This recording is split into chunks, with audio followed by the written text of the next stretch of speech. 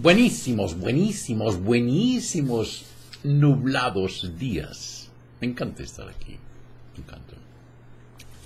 Mi Cristo interior, salud y bendice a tu Cristo interior. Tú que vas a conectarte hoy, mañana, cualquier día. Hoy es lunes 23 de julio de 2018. El programa es el número 1765. Que el espíritu de sabiduría descienda sobre nosotros todos y nos ilumine.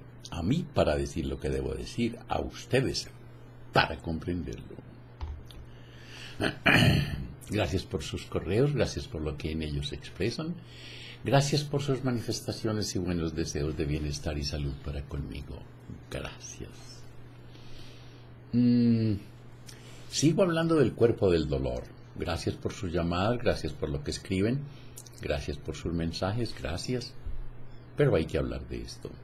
La liberación del cuerpo del dolor.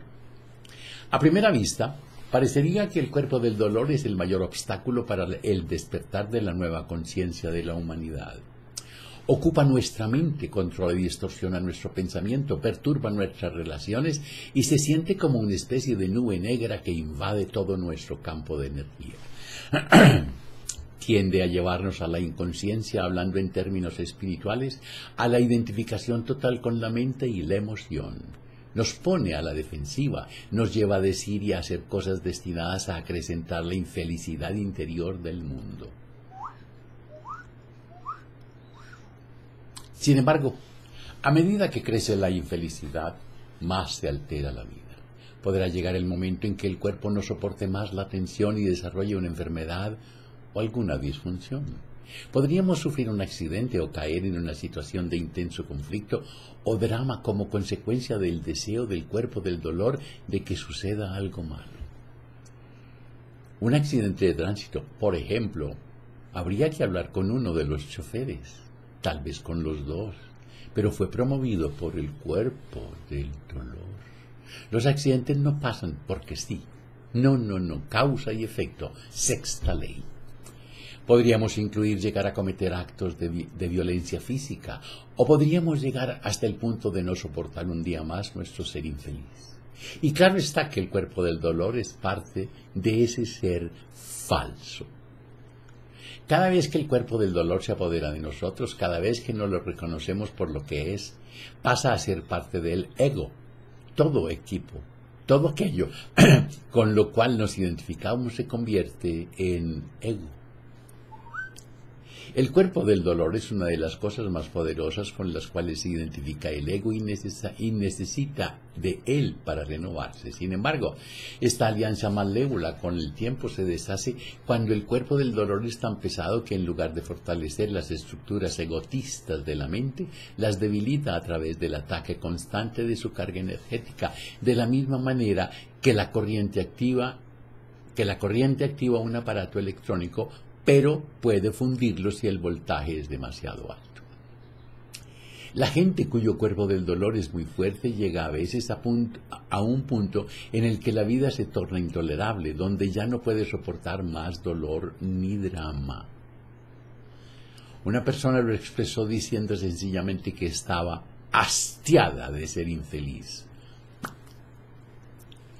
Algunas personas pueden sentir que ya no pueden vivir consigo mismas, por tanto la paz interior pasa a ser la primera prioridad.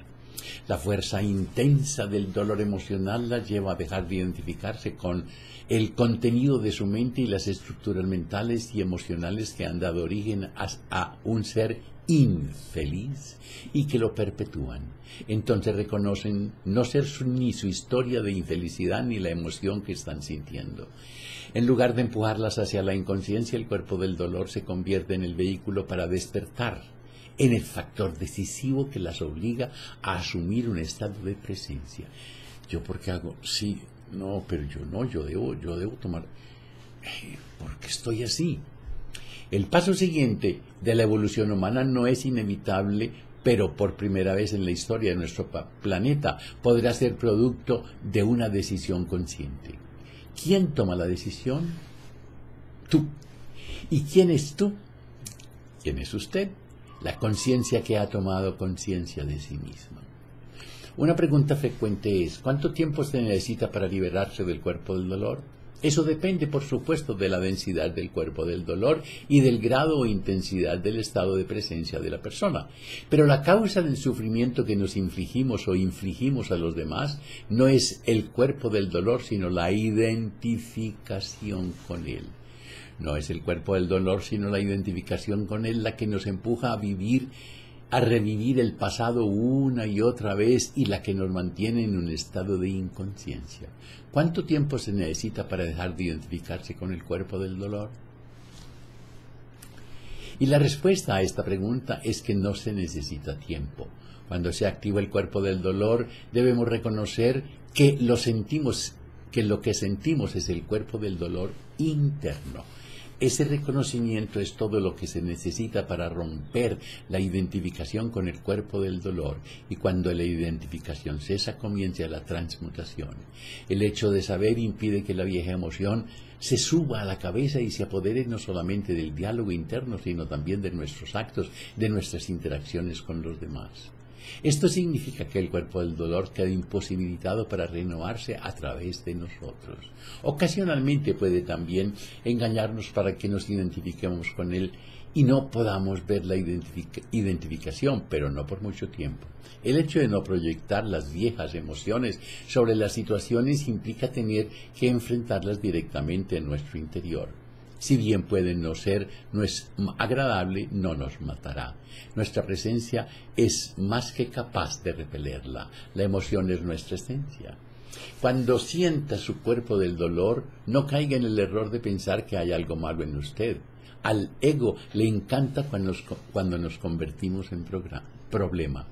El reconocimiento de ir acompañado de aceptación. Cualquier otra cosa lo debilitará. Un antiguo relato sufí dice que vivía en algún país del Medio Oriente un rey cuya existencia oscilaba permanentemente entre la felicidad y el abatimiento. Se enojaba o reaccionaba intensamente frente a la más mínima cosa, y su felicidad se convertía rápidamente en desilusión y desesperación. Llegó el día en que el rey se cansó finalmente de sí mismo y de la vista y de su vida, y comenzó a buscar la salida. Hizo llamar a un sabio que habitaba en su reino y que tenía fama de iluminado. Cuando se presentó el sabio, el rey le dijo: «Deseo ser como tú. ¿Podrías darme algo que traiga equilibrio, serenidad y sabiduría a mi vida? Te pagaré lo que me pidas». A lo que el sabio respondió: «Es probable que pueda ayudarte, pero el precio es tan alto que no sería suficiente todo tu reino para pagar por él. Por tanto, te haré un regalo, siempre y cuando te hagas digno de él». El rey prometió que así sería, y el sabio se fue. A las pocas semanas regresó y le entregó al rey un cofre de jade tallado. Al abrirlo, el rey encontró solamente un anillo de oro en el cual había grabadas unas letras. La inscripción decía: «También esto pasará. También esto pasará».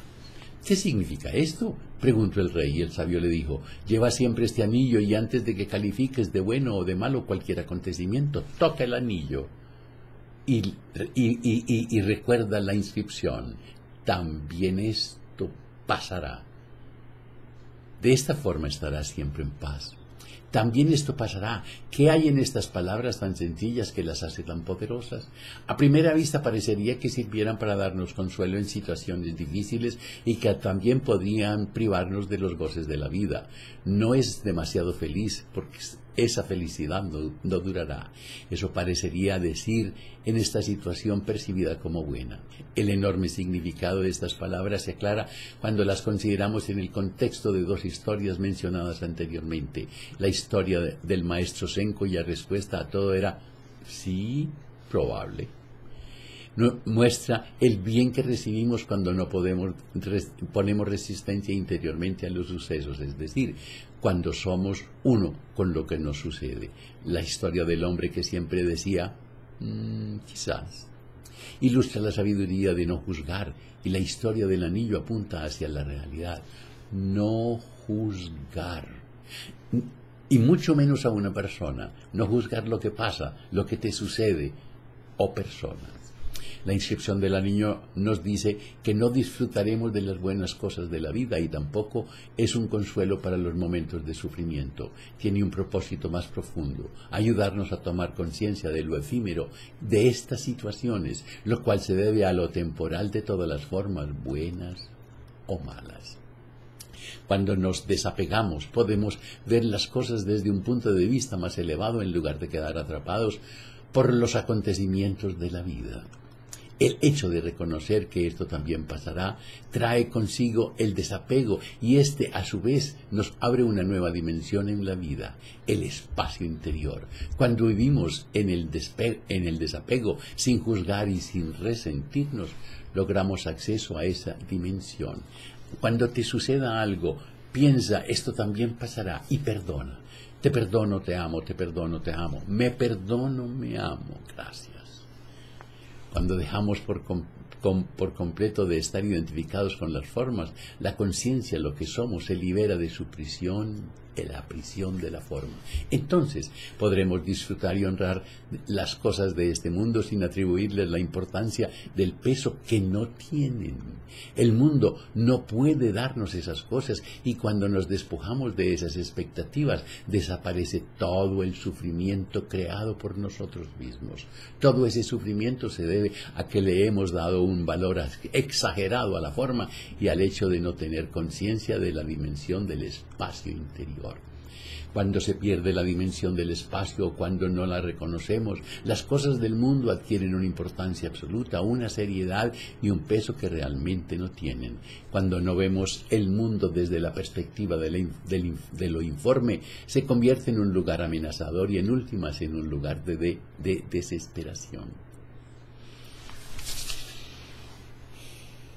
Me encanta. Esto también pasará.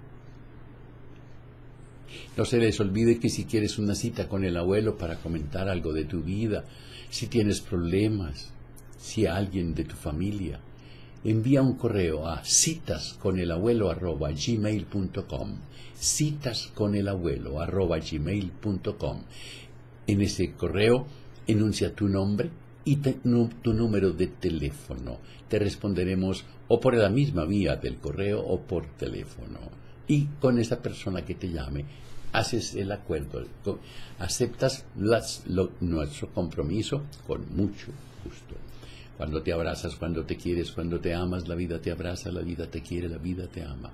Si hoy tienes un momento de desilusión, de tristeza, de rabia, de celos, de miedo, invoca al espíritu de sabiduría, pídele que descienda sobre ti y te ilumine y tú cuéntale.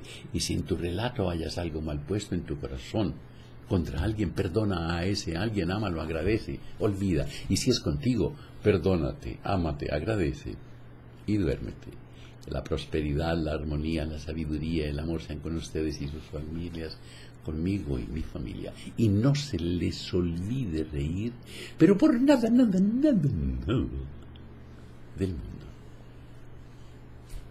Hasta mañana.